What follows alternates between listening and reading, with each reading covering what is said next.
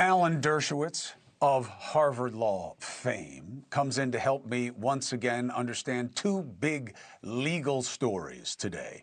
Alan, thank you very much, Professor. You see his book there, The Preventive State, worth the read. So first, the small ball, then the big ball. For those who believe that the grand jury testimony is where you will find these 20 or so names, what do you want them to know? No, not at all. The grand jury just gets what the prosecution wants them to have, the minimum amount necessary to get an indictment. And as I said from the beginning, you're not going to get much from the grand jury minutes. Where you're going to get a lot from is depositions in civil cases, which have been suppressed by federal judges. What we need is two things. We need to find out who's really guilty, whether there are really names on the list of people who had sex with underage girls. That's one. That's important. Everybody's for that. But the other thing is we have to find out how many of these alleged victims are liars who have gotten money. They never met Jeffrey Epstein. They never saw Jeffrey Epstein. They just lined up and got $50,000, $100,000. Some of them made false accusations. We know that the Farmer sisters made false accusations. We know that Ransom made false accusations. I'm not allowed to comment about the person who accused me and then withdrew her accusations, but we have to have both sides. Otherwise, it's McCarthyism.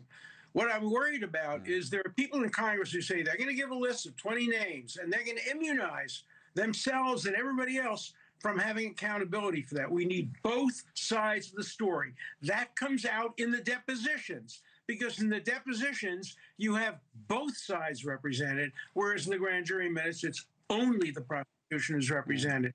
So this is going to give us nothing.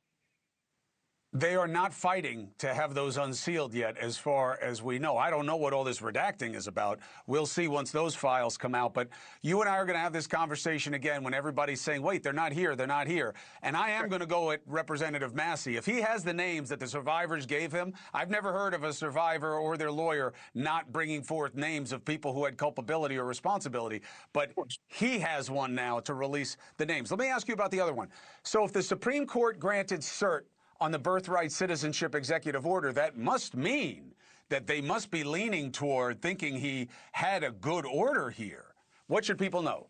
Well, not necessarily. You need 4 votes for cert. Right. You need 5 votes to reverse. Usually in a case like this, 4 won't vote for cert unless they have a 5th in their pocket as well. Remember that what's being challenged is a very narrow executive order. The executive order says, look, anybody who's born in the United States is still going to be a citizen. But if you're born to a mother who was here unlawfully, a father who is not a citizen, say somebody who just came for a visit and they were born here and they have no allegiance to the United States, the argument is that they're not subject to the 4th Amendment, because the 14th Amendment says born in the United States and subject to the jurisdiction thereof, subject to the jurisdiction.